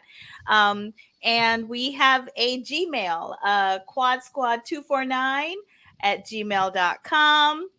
Oh my goodness, Dan is still showing merchandise, but you can scan QR codes on the bookmark. Oh my goodness, he's going to put up the cup and tell you it's a Christmas stuffer. And the list goes, oh my gosh, Ivan is drinking on cue. So I'm just saying we are all over the internet. Check us out on Facebook, check us out on YouTube, and give us an email. And of course, on the program, we invite you to join and put your comments, your questions in the chat. Sometimes we learn from our viewers. It's like an online study. So yes. One quick correction. I think our YouTube channel says Quad Squad Sabbath School. Is that right? But you'll see our cartoon Quad image. Squad channel. Yep. Quad Squad. Yes. And you'll see our cartoon image on there. Absolutely. All right. Absolutely. Well, listen, this has been a great conversation. Dan, Shawn, Stacey, Ivan, I appreciate it. Thank you for the invite to be a part of the Quad Squad conversation.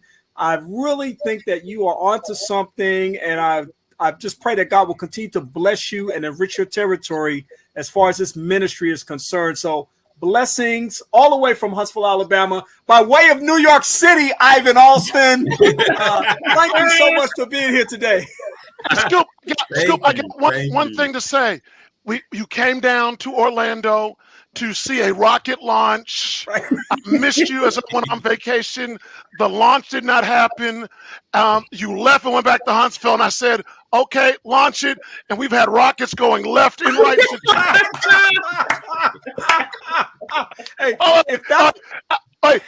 Every time a rocket launches, I'm going, where's Kenny Scoop Anderson? Look, if that's all it took to get Artemis 1 up, I should have never come to Orlando in the first place. There you go. And how I like to say it, even to my New York wife, another New Yorker missed its flight. Nice. See, this is why you can't ease up. This is why when you're on the squad, you just got to give it back. I know. Hey, in the Lord. I'm sorry. My love to Sonia Tibbs Anderson. Thank you so much. I appreciate that. I'll pass those affections on. And so good to see everybody. You guys have a great day and continue to enjoy this great holiday weekend. Thanks, Kenny. Take care. All right. Take care. What a great conversation this afternoon, folks, with the members of the Quad Squad, all the way from Orlando, Florida, that beautiful, beautiful city that I should have just stayed out of, according to Ivan. That rocket would have gone up back in September, man. I was the holdup. Who knew? I'm so grateful to have had this opportunity. I'm going to come back in just a moment to tell you about what's happening next week on the broadcast. It's Second Chance. I'm Kenny Anderson. Hope you're having a great weekend. Perhaps you have some ideas, comments, or suggestions that you would like to share. Or perhaps you'd like to be a guest on the broadcast. We'd love to hear from you. Please feel free to email Kenny Anderson at mxlife@aol.com, or you can like us on the Second Chance Facebook page. That's 2ND Chance. And now, back to more of Second Chance with Kenny Anderson.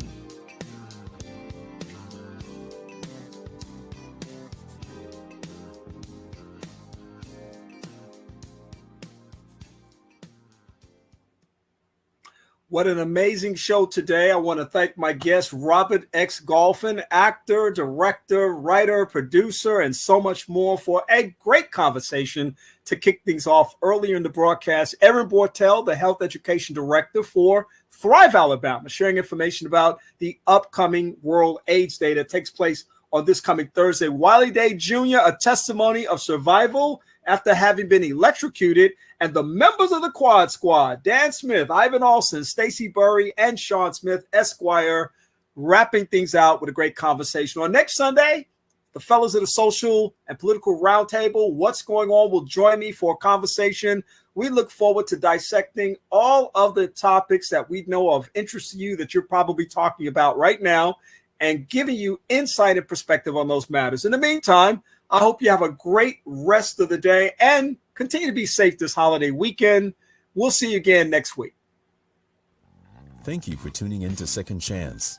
We hope that the information that was shared has been a blessing to you and that your life will be enriched as a result of it. We'd love to hear from you. So please send your email comments to Kenneth Anderson at mxlife@aol.com.